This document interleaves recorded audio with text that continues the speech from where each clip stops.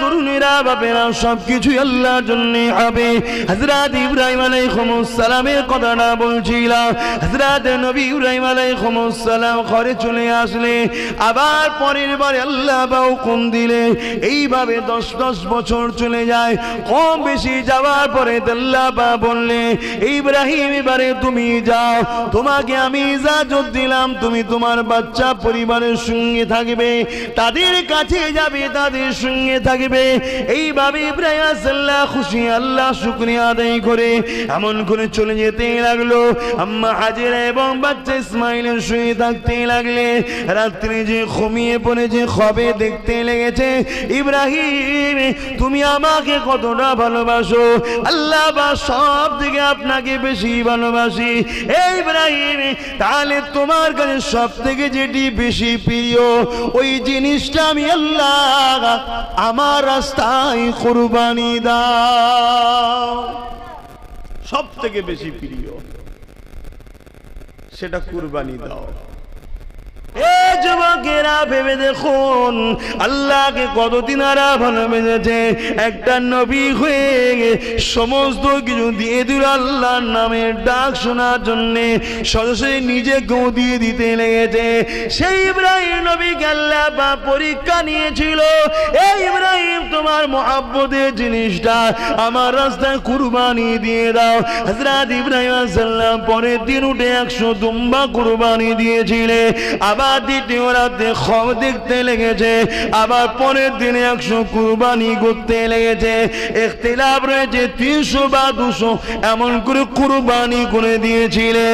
আল্লাহ পাক আবার দেখাতে লেগেছে। এই সময়ে লাস্টে বারেতে হযরত ইসমাইলের ক্ষমন করে আল্লাহ পাক খবের মধ্যে দেখাতে লেগেছে ইব্রাহিম তোমার সাথে প্রিয় তো তোমার বাচ্চা, যার জন্য এত দোয়া চাইলে 90 বছর পরে সন্তান পেলে এবং জান্নাতি সন্তান নবী হবে, নবী সন্তান সেই ইসমাইলকে তুমি সব থেকে বেশি ভালোবাসো।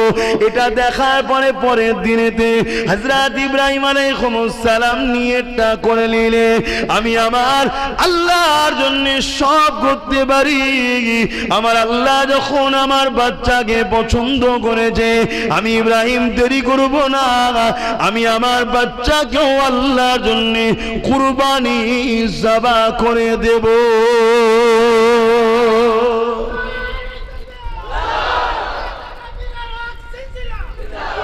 ইব্রাহিম আলাইহিস সালাম রেডি হলেন, কিন্তু মনের মধ্যে হলো একবার ছেলেকে জিজ্ঞেস করি, আমি তো নিয়েতে পাকা, কিন্তু ছেলেকে একবার শোনাই, নিয়ে আমার নরণচরণ নয়, শোনাই।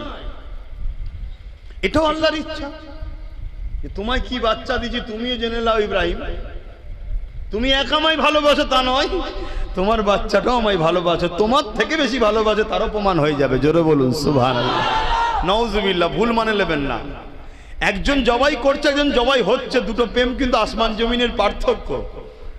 জবাই করাটা আর জবাই হওয়াটা দুটো এক নয়। যে তোমাকে আমি যে নিয়ামত দিয়েছি আলহামদুলিল্লাহ, প্রেমের জায়গায় এ জায়গায় সব পরীক্ষায় তোমার থেকে আগিয়ে যাবে, সে যে পিছবে তা নয়, সেটাও তুমি দেখে নাও। আল্লাহ পাকের হিকমত আল্লাহু আলাম, আল্লাহ ভালো জানে। তা বাপ ইব্রাহিম আলাইহিস সালাম জিজ্ঞেস করছে, বাবা এই সব দেখেছি বাবা, আল্লাহ তোমাকে তার রাস্তায় জবা করতে বলেছে। ছেলে বলছে, আব্বা এ তো খুশির কথা, এতে দেরি কিসে, আমি তৈরি আছি, আপনি দেরি করবেন না কেন। আল্লাহর হুকুম, আল্লাহর হুকুমে কখনো মানে কি বলে গাফলতি করা, অবহেলা করা, ঢিলেমি করা উচিত নয়। চলুন। আল্লাহ নবী হযরত ইব্রাহিম আলাইহিস সালাম আল্লাহ পাকের শুকরিয়া আদায় করলেন। আল্লাহ এত সুন্দর একটা সন্তান আপনি দিয়েছেন। এখানে আর একটা বিষয় হতে পারে যে এত সুন্দর বাচ্চা জানার পরও ইব্রাহিম কি কোনে জবাই করবে? যে বাচ্চাটা আল্লাহর জন্য এত প্রেমিক তাকেই আবার জবাই করতে হবে, এটা একটা বড় পরীক্ষা। হযরত ইব্রাহিম আলাইহিস সালাম স্ত্রীকে বললেন, বাচ্চাকে সাজিয়ে দাও। সাজিয়ে দেওয়া হলো, সাথে করে নিয়ে রওনা দিলেন, মিনার দিকে যেতে লেগেছেন। এমন সময় ইবলিস শয়তান এসে আম্মা জান হাজেরাকে ধোঁকা দিতে লেগেছে। এ হাজেরা, তুমি কি জানো তোমার স্বামী তোমার বাচ্চাকে কোথায় নিয়ে গেছে? এটা তো আমার জানার প্রয়োজন নয়, কেননা সে তো তার আব্বা হয়, সে কোথায় নিয়ে যাবে আমি কেন জানতে চাইব? এ হাজেরা, তুমি শোনো, তোমার বাচ্চাকে ইব্রাহিম যাবা করতে মিনায় নিয়ে যাচ্ছে, কেননা তোমার স্বামী ধারণা হলো আল্লাহ পাক নাকি তোমার বাচ্চাকে তার রাস্তায় কুরবানি করতে বলেছে। আম্মা জান হাজেরা কি উত্তর দিয়েছিলে? আম্মা জান হাজেরা বলেছিলে, পৃথিবীতে অনেক বাচ্চা রয়েছে, কারো বাচ্চাকে আল্লাহর পছন্দ নয়, হাজেরার বাচ্চাকে যদি আল্লাহ পাকের পছন্দ হয়, এতে হাজেরা বড় নিজেকে সৌভাগ্যবান মনে করে।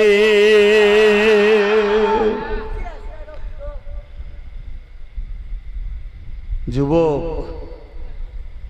এখানে অনেক মানুষ আছে, কাউকে আল্লাহ পছন্দ করেনি, তোমাকে আল্লাহ পছন্দ করছে। নবীর মাহফিলে আসা, রাত জাগছো, বসে আছো, এটা তোমার জন্য একটা সৌভাগ্য, ঠিক না বেটি? তাকে কোন দিক দিয়ে আল্লাহ পরীক্ষা নেবে আল্লাহ ভালো জানে, কোন দিক দিয়ে পরীক্ষা নেবে আল্লাহ ভালো জানে। আল্লাহ বা পরীক্ষা নিয়েছিলেন আম্মা জান হাজেরাকে। আম্মা জান হাজেরা কিন্তু পরীক্ষা দিয়ে পাশ হয়ে গেল, বাচ্চার ময়ায় কিন্তু জুড়িয়ে গেল না। আল্লাহ পাকের প্রেম এতটা গভীর ছিল, বাচ্চার প্রেম কিন্তু ওখানে জায়গা পেল না। এমন সময় ইবলিস শয়তান দেখতে লাগলো কি করে ইব্রাহিমকে রুকা যায় প্রেমের পরীক্ষা থেকে। এই হযরতে হাজেরা কাছ থেকে সারা বড় আম্মার কাছে চলে গেলেন, উনাকে যে বলতে লাগলে আপনার স্বামী এই করতে লেগেছে। আম্মা জান সারা একটাই কথা বলেছিলে, আমরা সবাই তো আল্লাহর জন্য আল্লাহর দিকে ফিরে যেতে হবে, আল্লাহ যাতে রাজি আমরা তাতে রাজি। যুবকেরা, এভাবে ইবলিস শয়তান গিয়ে হযরতে এমনকি ইসমাঈল আলাইহিস সালামকে ধোঁকা দিতে লাগলে।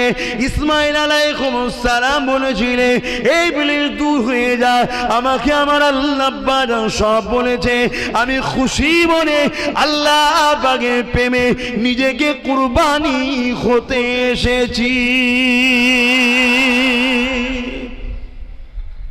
ইব্রাহিম সাল্লাম নিয়ে গেলেন, অনেক বড় কথা সংক্ষেপ করি, মিনা ময়দানে চলে গেলেন, হুজুরকে শুইয়ে দিলেন, ছোট্ট বাচ্চাকে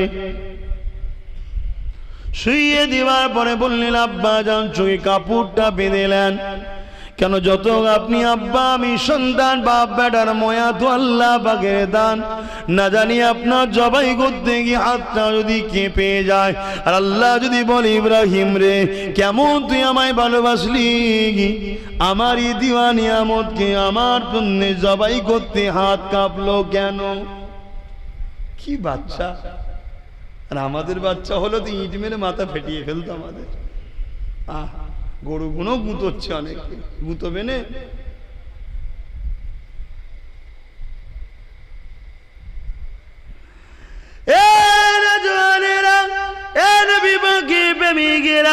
হযরত ইব্রাহিম সাল্লাল্লাহু তরোয়াল চালিয়ে দিলেন, চোখটা বেঁধে দিয়ে তরোয়াল কেল্লা বা হুকুম কোনদিনও চলবি না, তরোয়ালের ক্ষমতা নাই, বাচ্চা ইসমাইলের গলাতে চলবে। এমন সময় ইব্রাহিম নবী তার চোখের কাপড় খুলে দিয়ে তরোয়ালটাকে একটা পাথরে আঘাত করলো, দেখলো পাথরটা দুটুকরো হয়ে গেল। এমন করে ধার যে নাই তা নয়, ধার তো অনেকটাই রয়েছে। তারপরে এমন করে ইসমাইল আলাইহিস সালাম বলতে লেগেছে, আব্বা আমার হাত পাটাকে আপনি বেঁধে দিন, না জানি জবাইয়ের কষ্টটা কতটা কষ্ট, ওই সময় যদি পাটা ছড়তে যে আপনার গায়ে লেগে যায়, না জানি বিয়াদবিটা হয়ে যেতে পারে, পাটা বেঁধে দেন।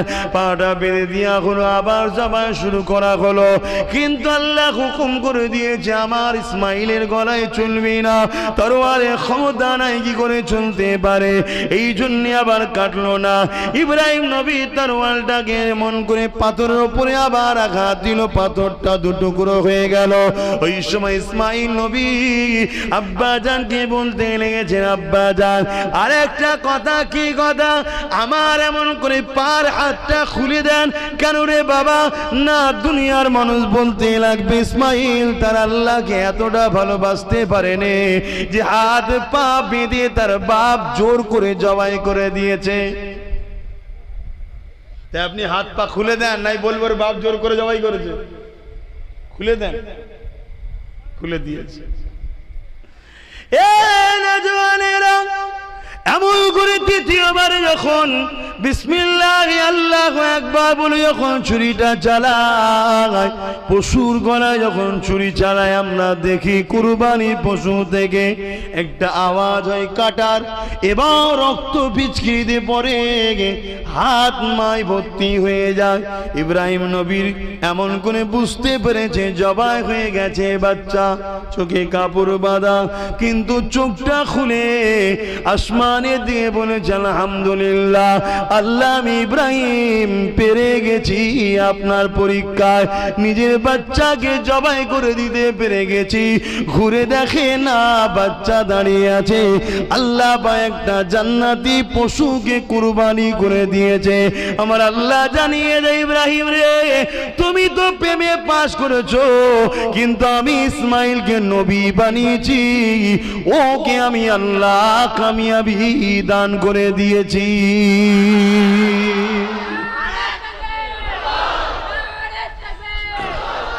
সেই রেওয়াজ থেকে আমাদের এই কুরবানি চলে আসছে। আজকে যদি আমাদের এই কুরবানি নিয়ে কারো আপত্তি হয়, এটা দুর্ভাগ্য, ঠিক না বেটি? কিন্তু অন্য কোন ধর্মের মানুষের ধর্মের কাজে আমাদের কখনো আপত্তি আছে? না। কেন আপত্তি নাই? আমার রাসূল আমাদেরকে মহান বানিয়ে দিয়ে গেছে। জোরে বলুন সুবহানাল্লাহ। মুসলমানের ছেলে মেয়েরা, তরুণেরা বিদায় নিবার আগে আমার রাসূল পাকের একটা কথা বলে যায়, এ নওজওয়ান তরুণেরা, অবশ্যই কুরবানির মাস চলছে। আল্লাহ নবী নিজেও কুরবানি দিয়েছেন। নবী আমার মিনাতে গেলেন, নবী আমার কুরবানি দিলেন নিজের পক্ষ থেকে, নবী আমার পরিবারের পক্ষ থেকে। আর একটা পশুকে নিয়ে কুরবানি দিবার সময় বলতে লাগলেন, আল্লাহ এই জমিনের উপরে আমার অনেক উম্মতি আসবে, যারা কুরবানি দিবার সামর্থ্য হবে না, আল্লাহ আমি মুহাম্মদ তাদের পক্ষ থেকে কুরবানি দিয়ে দিলাম।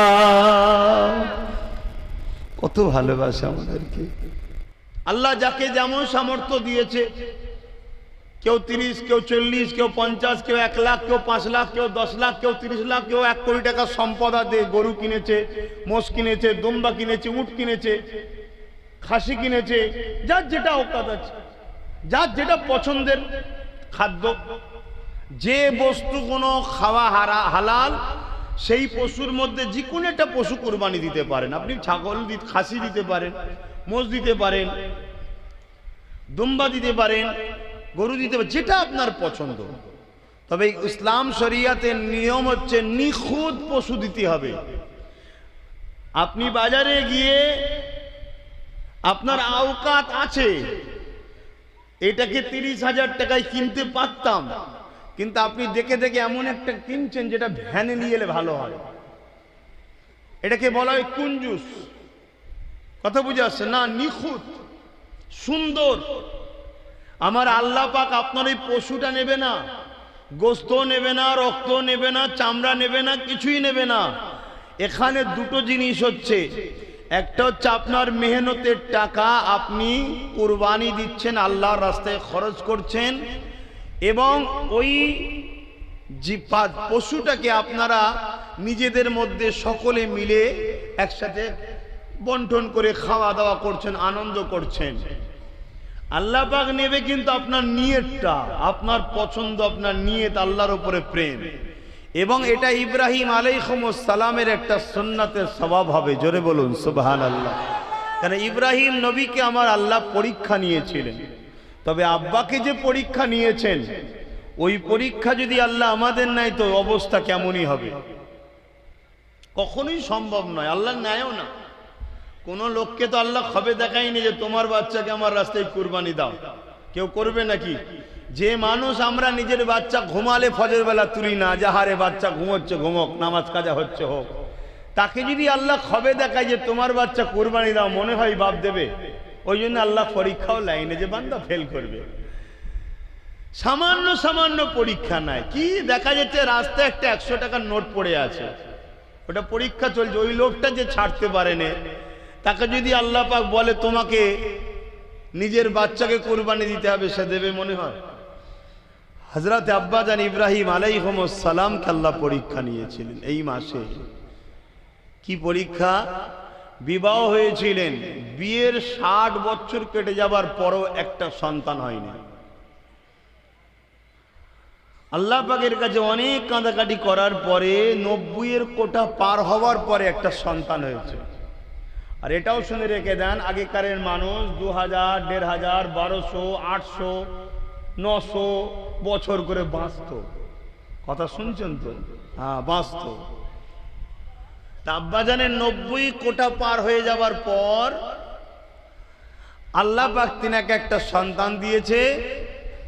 সন্তানটা একটা ফুটফুটে চাঁদের থেকেও সুন্দর। জোরে বলুন সুবহানাল্লাহ। আল্লাহ পাক হুকুম করলেন, যাও তোমার বাচ্চাকে তুমি গিয়ে ওই এলাকায় রেখে আসো, বর্তমান যেটা কাবা শরীফ আছে ওখানে রেখে আসো।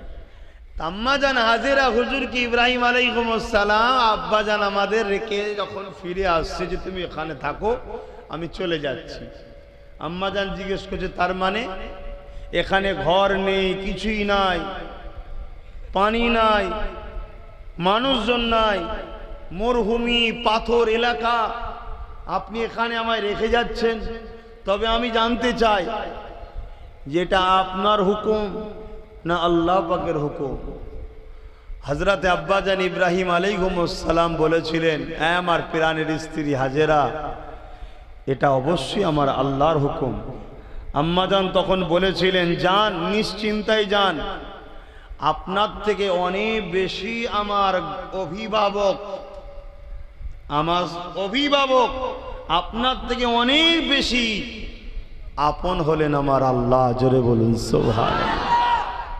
কেমন দেখুন মা আমাদের, আর আজকে আমাদের দশা কোথায়? রেখে দিয়ে চলে এলেন। 1 বছর অপেক্ষায় আছে কখন ইজাজত হবে বাচ্চাটাকে গিয়ে দেখব। খেয়াল করুন আর আজকে আমরা কি করছি। আব্বাজান হযরত ইব্রাহিম আলাইহিস সালাম প্রেম কাকে বলে শিক্ষা আমাদেরকে দিয়ে গেছে। মুসলিম জাতির পিতা হলেন হযরত ইব্রাহিম আলাইহিস সালাম। 1 বছর কেটে গেছে, হুকুম আসে না, অপেক্ষায় রয়েছে কবে আল্লাহ পাকের হুকুম আসবে।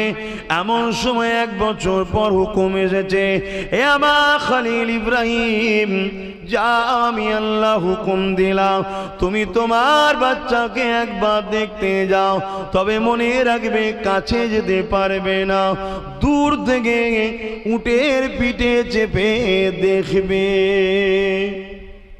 কি পরীক্ষা দেখুন। আল্লাহ আমাদেরকে পরীক্ষা নেবে না? নেবে না। তবে আমাদেরকে এত কঠিন ন্যায় নেই, সামান্য একটু একটু ন্যায়, এতে আমরা পেরেশান।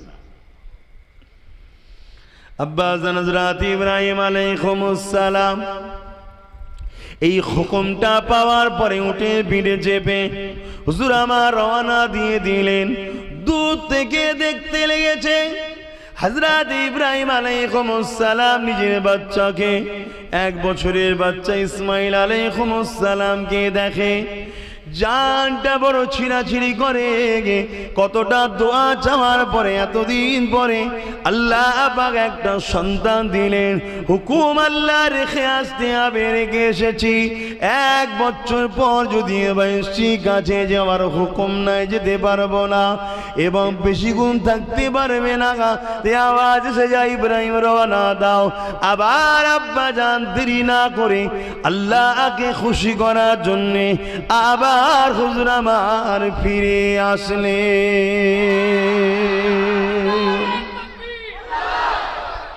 মাকসাদ একটাই হবে, আমার মালিককে আমি খুশি করব।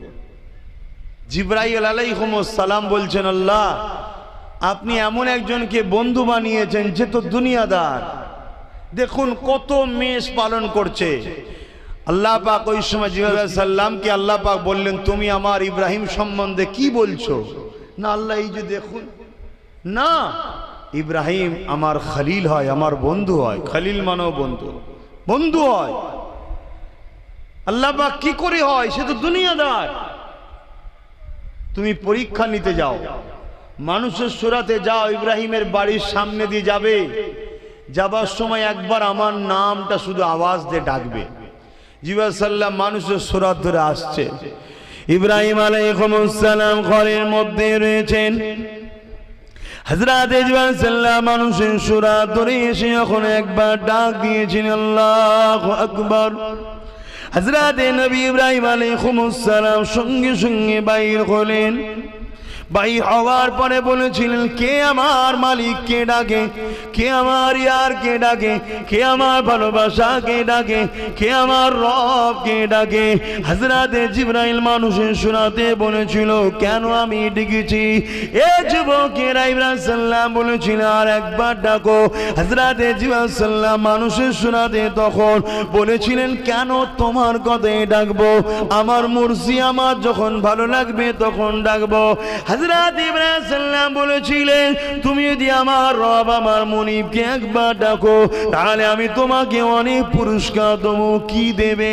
আমার অনেক দুম্বা মোষ দুম্বা রয়েছে, পালন রয়েছে, খাসি রয়েছে, তার মধ্যে থেকে একবার আল্লাহ যদি ডাকো আমি হাফ তোমায় দিয়ে দেবো।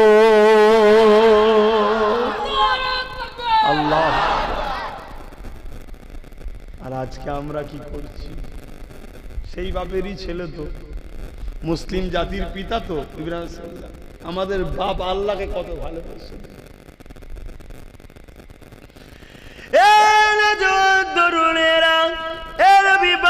প্রেমিকেরা হযরত ইব্রাহিম সাল্লামের কথা শুনে হযরত ইব্রাহিম সাল্লাম অবাক হয়ে গেলেন, আল্লাহু আকবার বলে ডাক দিলেন।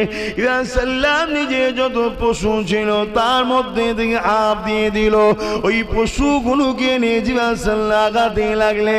এমন সময় আবার বলতে লেগেছে, আল্লাহ পাকের নামটা আর একবার ডাকতে থাকো। হযরত ইব্রাহিম সাল্লাম মানুষের শোনাতে তখন রয়েছে, এ আল্লাহ পাকের বান্দার এবারে যদি ডাকি তুমি আমাকে কি দেবে বলো? আরো যা রয়েছে আমি সেগুলো তোমাকে দিয়ে দেব। এ নওজওয়ানেরা, হযরত ইব্রাহিম সাল্লাম ডাক দিলেন, বাকি পশুগুলো দিয়ে দিল। ইব্রাহিম সাল্লাম সব নিয়ে চলে যেতে লেগেছে। এমন সময় সাল্লাম যে বলতে লেগেছে, আর একবার আমার মাহবুবের নামটা নাও। আরে আমার আল্লাহ পাকের নাম তুমি নেবে, আমি তোমাকে বারবার দিতে থাকবো। এবারে তুমি কি দেবে? আমাদের বাপ আল্লাহকে কত ভালোবেসেছিল দেখো, আর আমরা দুনিয়ার লোভ লালসায় বিদেশিদের চক্রান্তের শিকার হয়ে, আজ গুস্তাখে রাসূলদের শিকার হয়ে আমরা নিজেদের লাইফটাকে বরবাদ করে দিলাম। আমাদের চাল চলন উঠা বসা সব কিছুই আমাদের রাসূলের দুশমনদের মতো হয়ে গেল। আমাদের কথাবার্তা ব্যবহার আখলাক সব কিছুই রাসূলের দুশমনদের মতো হয়ে গেল। আজ তারা সোশ্যাল মিডিয়া এবং প্রিন্ট মিডিয়া বিভিন্ন ভাবে আমাদের আখলাকগুলোকে তুলে আল্লাহ নবীর আখলাকের উপরে তারা আঘাত দিতে লেগেছে। অথচ জমিনের উপরে এমন কোন মানুষ আসেনি যার সম্বন্ধে সৃষ্টিকর্তা বলে দিয়েছে ইন্নাকা লাআলা খুলুকিন আযীম। অবশ্যই জমিনের উপরে আমার সৃষ্টির মধ্যে সব থেকে শ্রেষ্ঠ হলো মুহাম্মদ।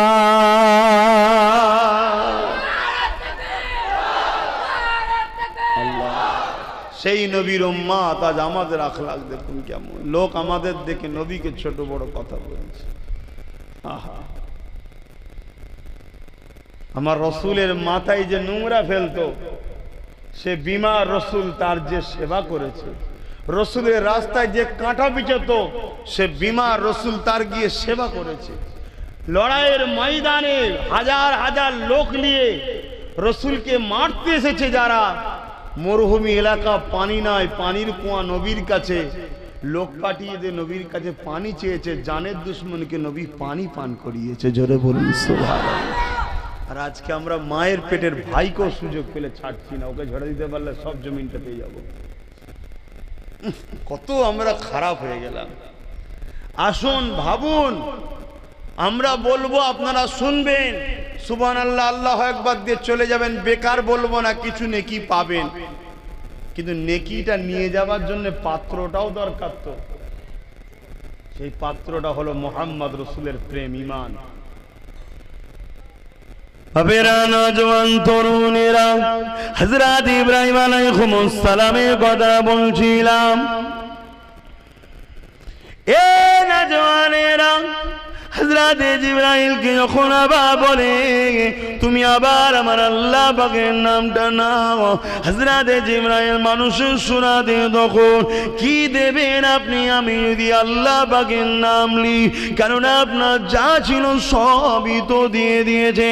আল্লাহ নবী হযরত ইব্রাহিম আলাইহিস সালাম কি বলেছিলেন শোনে, এ তুমি যদি আমার আল্লাহ পাকের নাম নাও, এই যে পশুগুলো তোমাকে তো দিয়ে দিলাম, এগুলো লালন পালন করার জন্য তো লোক লাগবে, আমি নিজেকে দান করে দেবো, তোমার সাথে চলে যাব, তোমার বাড়ি গিয়ে পশুগুলোকে লালন পালনের কাজে নিযুক্ত করে দেবো। যুবকেরা ভেবে দেখুন, আল্লাহকে কতদিন আরা ভালোবেসেছে, একটা নবী হয়ে সমস্ত কিছু দিয়ে দিল আল্লাহর নামের ডাক শোনার জন্য, সরাসরি নিজেকেও দিয়ে দিতে লেগেছে। সেই ইব্রাহিম নবীকে আল্লাহ পরীক্ষা নিয়েছিল, এই ইব্রাহিম তোমার মহব্বতের জিনিসটা আমার রাস্তায় কুরবানি দিয়ে দাও। হযরত ইব্রাহিম আলাইহিস সালাম পরের দিন উঠে 100 দুম্বা কুরবানি দিয়েছিলে, আবার দ্বিতীয় রাতে খব দেখতে লেগেছে, আবার পরের দিনে 100 কুরবানি করতে লেগেছে। ইখতিলাফ রয়েছে 300 বা 200 এমন করে কুরবানি করে দিয়েছিলে।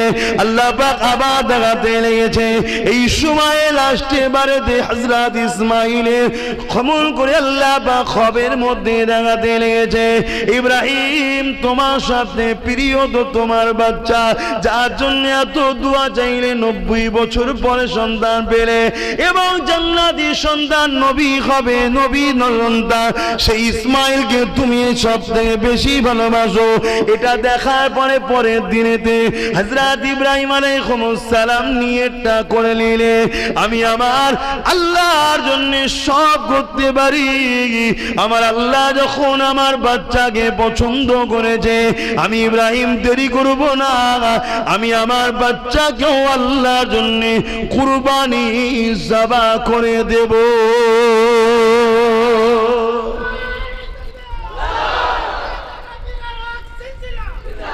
মকসদ একটাই হবে, আমার মালিককে আমি খুশি করব। সেই হলো শ্রেষ্ঠ মানুষ। পীরের ঘরে জন্ম হলেই শ্রেষ্ঠ হয় এমনটা নয়, আর আম ঘরে জন্ম হলেই যে নিকৃষ্ট হয় এমনটা নয়। আল্লাহকে যে ভালোবাসে সেই হলো শ্রেষ্ঠ। জোরে বলুন সুবহানাল্লাহ। সে যদি আম ঘরের মানুষে আল্লাহ প্রেমিক হয়, পীরের ঘরের ছেলে যদি আল্লাহর প্রেমিক না হয়, ও আম ঘরের ছেলের ইজ্জত আল্লাহর কাছে বেশি, দুনিয়ার কাছে হয়তো বা নাও হতে পারে। তা দুনিয়ার সাথে তো আমাদের সম্পর্ক নয়, আমাদের তো সম্পর্ক আল্লাহর সাথে। আমরা দুনিয়াদারি করি, দুনিয়াকে ভালোবাসি, দুনিয়াদারি সংসার কারবার ব্যবসা বাণিজ্য করি, ওটাও তো আল্লাহর জন্য করি। সবকিছু আমাদের আল্লাহর জন্য। অসুবিধা হচ্ছে নাকি কারো? আমি বুঝাতে পারছি তো? অতএব বুঝুন, স্ত্রীকে ভালোবাসতে হবে কিন্তু আল্লাহর জন্য, মা বাপকে ভালোবাসতে হবে আল্লাহর জন্য, সন্তানকে ভালোবাসতে হবে আল্লাহর জন্য। আপনি যা কিছু করবেন উদ্দেশ্য আপনার একটাই থাকবে, আমার মালিক এই কাজটা করলে খুশি হয় তাই আমি করছি, এই কাজটা করব না কেন আল্লাহ অখুশি হবে তাই। এর বাইরে গিয়ে যদি আশা করি যে আমি কামিয়াব হব, মনে হচ্ছে ভুল হচ্ছে, আমরা ঠকে যাব। কারণ আল্লাহ বা কারো মুখাপেক্ষী নয়, যে আব্বাস সিদ্দিকী দাদা পীরের আওলাদ নবীর বংশের ছেলে, ও ভুল করলেও কি কিছু বলা যাবে না, এমনটা ঠিক আল্লাহ পাকের নিজামে নয়। এটা দুনিয়ার ক্ষেত্রে হতে পারে, এরা নেতা নেত্রী সন্তান, এদেরকে কিছু বললে অসুবিধা আছে, এটা দুনিয়ায় হতে পারে। আল্লাহ পাকের নিজামে এমন কিছু নয়। যদি আল্লাহ পাকের নিজামে এমন থাকতো, এ দুনিয়ার মানুষ রেখে দেন, হযরত লূত সালামের ছেলেকে আল্লাহ পাক তাআলা কেন ধ্বংস করে দিত? হযরত নূহ আলাইহিস সালামের ছেলেকে আল্লাহ পাক কেন ধ্বংস করে দিলেন? তিনি তো একটা নবী ছিলেন না। আল্লাহ পাকের নিজাম সবার জন্য সমান। তবে হ্যাঁ, যদি কেউ অন্যায় করার পরে আল্লাহ পাকের ক্ষমাটা চেয়ে নেয়, মাথাটা নত করে দেয়, নিজের ভুলের জন্য অনুতপ্ত হয়, আল্লাহ অন্যায় করে ফেলেছি, আল্লাহ ভুল করে ফেলেছি, খাতা হয়ে গেছে, আল্লাহ হালকা বয়সে গান শুনে ফেলেছি, আল্লাহ হালকা বয়সে জেনা করে ফেলেছি, আল্লাহ হালকা বয়সে সারা পান করে ফেলেছি, আল্লাহ হালকা বয়সে রক্তের গরমে এমন এমন করে পাপ কাজগুলো করে ফেলেছি। পৃথিবী যখন ঘুমিয়ে থাকে, নিরিবিলি নির্জনে যদি মাথা নত করে চোখের কোনা দিয়ে সামান্য পানি বার করে দিয়ে যদি তুমি আমি মালিকের গায়ে কাঁদতে পারি, এ নওজোয়ান তরুণীরা, মারা বোনেরা, বাপেরা, অবশ্যই মালিক তিনি দয়াময়, অবশ্যই সেই মানুষগুলোকে ক্ষমা করে দেয়। আল্লাহ, এটা হচ্ছে আমাদের নত হওয়ার জন্য হয়। কিন্তু তা বলে যেন কেউ যদি মনে করে, যে আমি যদি মনে করি নাউজুবিল্লাহ, যে আমার দাদা হুজুর আছে, আমি পাপ করলো, আল্লাহ আমায় কিছু করতে পারবে না, আল্লাহ আমায় ছেড়ে দেবে, নাউজুবিল্লাহ। না, আল্লাহর নিজামে এমন কোন সিস্টেম নাই। আমি ভুল করার পরে আমি যদি নত হই, হ্যাঁ রহমান মাফ করে দেবেন বলেছে। কিন্তু নত হওয়ার জন্য আপনাদের কোনো ডেট জানা আছে নাকি? অমুক দিন হওয়ার পর কেন এতদিন বাঁচবো, কারো জানা আছে?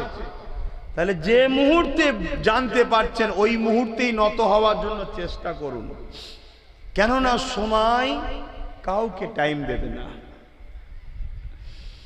মুসলমান ঘরের ছেলে মেয়েরা, আল্লাহ নবী নূহ নবী, দয়া নবী, সাহাবা হুজুরকে জানিয়ে দিয়েছে, এ আমার উম্মত উম্মতিরা, এ আমার সাহাবারা, আমার উম্মত উম্মতিদেরকে জানিয়ে দেবে, আমার আল্লাহ পায়া তুই বান্দা বান্দিকে ভালোবাসে। যখন কোনো বান্দা বান্দি গুনাহ করে, অন্যায় করে, আল্লাহ পাক ওই বান্দা বান্দিকে ডাকতে থাকে, ওরে আমার বান্দা বান্দিরে আয়, এটা ধোঁকা, তুই লোভ লালস পড়ে যাচ্ছি, এখানে তোর বরবাদি আছে, আয় ফিরে আয় আমার দিকে, কেন দুনিয়া আখিরা সবই আমার, তুই আমার দিকে ফিরে আয় বান্দা, তুই আমাকে মাথাটা নত করে দে, চোখের কোনা দিয়ে পানি ঝরিয়ে দে, যদি চোখ দিয়ে পানি নাও বেরোয়, কান্নার মতো যদি মুখটা করে নিয়ে কেউ আল্লাহ পাকের কাছে বলে, আল্লাহ পাক ক্ষমা করে দিন, ভুল করে ফেলেছি, আল্লাহ পাক অন্যায় করে ফেলেছি, ক্ষমা করে দিন। এ আমার নওজোয়ানেরা, কেন কাঁদো না আল্লাহর কাছে? কেন ক্ষমা চাও না আল্লাহর কাছে? পৃথিবীর রাজা মহারাজারা আসামি খোঁজে মামুন করে শাস্তি দেবে বলে, আর আমার আল্লাহ দৈনিক তোমাকে আমাকে ডেকে ডেকে বলে, আয় আমি আল্লাহ তোদেরকে ক্ষমা করে দেব। আরো জোরে বলুন সুবহান।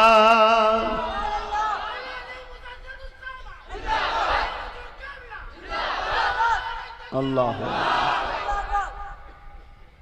কেন আমার ভাইয়েরা কাঁদো না? আল্লাহর কাছে কাঁদবে যারা, কাঁদো অবশ্যই তারা ভালো।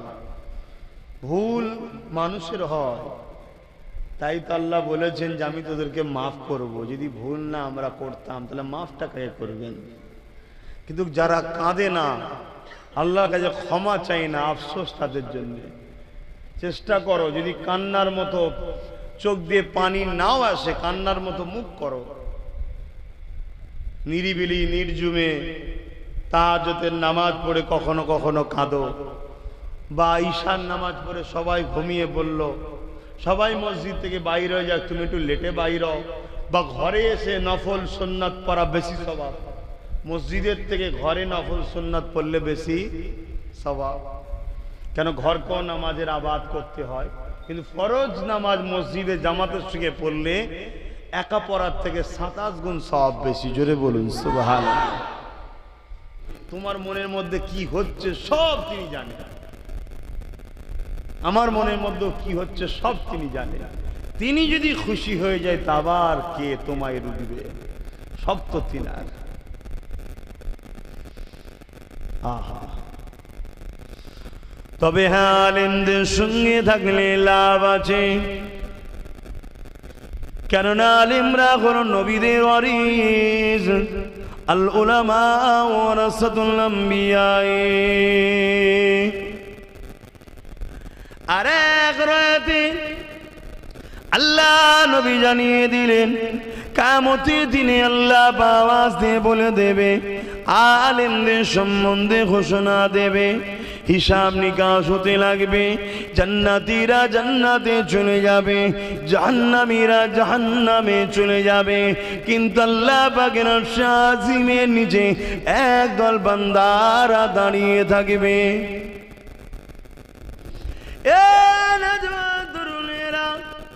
আল্লাহ পাক ওই সময় ফেরেশতারা জিজ্ঞাসা করতে লাগবে, আল্লাহ পাকের বান্দারা তোমাদের কি হিসাব নিকাশটা হয়নি? তারা বলতে লাগবে, হিসাব নিকাশ হয়ে গেছে, এখানে তাহলে কেন দাঁড়িয়ে আছো? ওই সময় তারা বলতে লাগবে, আল্লাহ পাক একটা ওয়াদা করেছিলেন, ওই ওয়াদার কিছু কাজ বাকি আছে। এ আল্লাহ পাকের বান্দারে, তোমাদের কি হিসাব নিকাশ হয়নি? হ্যাঁ হয়ে গেছে। কোথায় ঠিকানা? আল্লাহ দয়া করে জান্নাত দিয়েছে, তাহলে জান্নাতে না গিয়ে কেন দাঁড়িয়ে আছো? আলেম বান্দারা বলতে লাগবে, আমরা তো জান্নাতে যাব না। ফেরেশতারা বলতে লাগবে, তাহলে কি তোমরা জাহান্নামে যাবে? আলেম তো দ্বারা কোন আলেমের কথা বলছি? যারা আল্লাহ ছাড়া কাউকে ভয় করে না, ডর করে না, আল্লাহ যারা কখনো কাউকে খৌফ করে না, তাদের কথা বলছি। ওই সময় ফেরেশতারা যখন বলবে, আলেমরা বলবে, হ্যাঁ তাহলে নিয়ে চলো। ফেরেশতারা যখন এমন কথা কাটাকাটি হতে লাগবে, তাদেরকে জাহান্নামের দিকে নিয়ে যেতে লাগবে। ওই সময় জাহান্নাম চিৎকার দিয়ে বলতে লাগবে, ও আমার আল্লাহ পাক, কাদেরকে আমাদের কাছে নিয়ে আসা হচ্ছে? যাদের হৃদয়ে আপনার মহব্বতের আগুন জ্বলছে, এরা যদি জাহান্নামের মধ্যে আসে, এদের অন্তরে যে মহব্বতের আগুন জ্বলছে, ওই আগুনে আমি জাহান্নাম পুড়ে যাব। আল্লাহ পাক ওই সময় ফেরেশতাদের বলতে লাগবে, ওরে আমার ফেরেশতারে, কেন ওনাদেরকে নিয়ে যাও? কি হয়েছে, কি কথা, কেন তোমরা নিয়ে যেতে লেগেছো? ওদেরকে জিজ্ঞাসা করো কেন জান্নাত যেতে চাইনে। ওই সময় আলেমরা বলতে লাগবে, আল্লাহ পাক আমাদেরকে দুনিয়ার জমিনে এক শ্রেণীর মানুষ ভালোবেসেছিল, মহব্বত করেছিল। আমরা যেখানে নসিহত করতাম সেখানে গিয়ে তারা বসে যেত, আমাদেরকে তারা পিয়ার করত, আমাদেরকে তারা উজুর পানি দিয়ে দিত, আমাদেরকে তারা দস্তখান বিছিয়ে দিত। গল্প বলছেন, হাদিস শোনাচ্ছি, শুনে রেখে দেন। আমাদেরকে তারা প্রেম করত, ভালোবাসত। কেননা তাদেরকে আপনার বাণী শোনাতাম, আপনার নবীর কথা শোনাতাম। এক কথায় আমি আপনাদেরকে আপনাকে ভালোবাসতাম, আপনার হাবিবকে ভালোবাসতাম, এই জন্যে তারা আমাদেরকে ভালোবাসত। ওই সময় আল্লাহ পাকের আলেম বান্দারা বলতে লাগবে, ও আল্লাহ পাক, আজকে তাদের মধ্যে থেকে একদল লোক জাহান্নামী হয়ে গেছে। আপনি বলেছিলেন দুনিয়ায় যে যাকে ভালোবাসবে তার সঙ্গে জান্নাতে যাবে। আল্লাহ যতক্ষণ পর্যন্ত না তাদেরকে আমাদের সাথী বানানো হয়, আমরা তারা ছাড়া কখনো জান্নাতে যাব না। আল্লাহ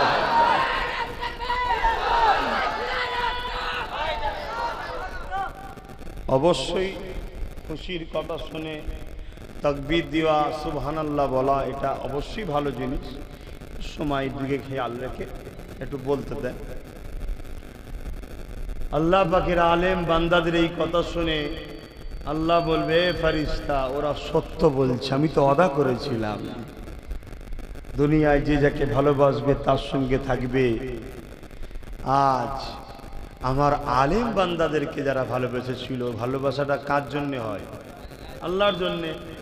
তাহলে অবশ্যই তারা কেন তাদের সঙ্গে যাবে না? যাও ওই আলেমগুলোকে নিয়ে যাও, রাতের মধ্যে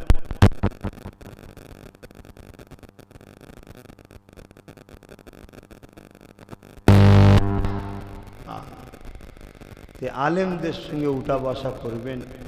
তবে এটা কোন আলেম? এক কথায় আল্লাহর কুদরতি দরবারে যারা আলেম, তারা এলেম শিক্ষা অর্জন করলেই তো দুনিয়ার লোক আলেম বলে। কোরআন হাদিসের জ্ঞান থাকলে আলেম বলে না। কোরআন হাদিসের জ্ঞান থাকলে দুনিয়ার মানুষের কাছে আলেম হওয়া যায়, আল্লাহর কাছে আলেম হওয়া যায় না। আল্লাহর কাছে আলেম হলো সেই বান্দাটা যে কোরআন হাদিস এবং সবকিছু তার উদ্দেশ্য থাকবে আল্লাহ। সোহবতে যারা বসবে, তাদেরকে পিয়ার করবে, তাদেরকে ভালোবাসবে, আল্লাহ তাদের সাথে তাদেরকে হাসর নাসর করবে। আমার বলতে বাধা নাই, আলহামদুলিল্লাহ। আমার 5 হুজুর পীর কেবলা ইনশাল্লাহ আমার ইমান বলছে তারা এই ধরনেরই আল্লাহ ওয়ালা আলেম ছিলেন। জোরে বলুন সুবহানাল্লাহ। আমরা হতে পেরেছি কি জানি না, তবে দোয়া করুন আল্লাহ যেন আমাদের ঘরেও হওয়ার তৌফিক দেন। বলুন আল্লাহুম্মা আমিন।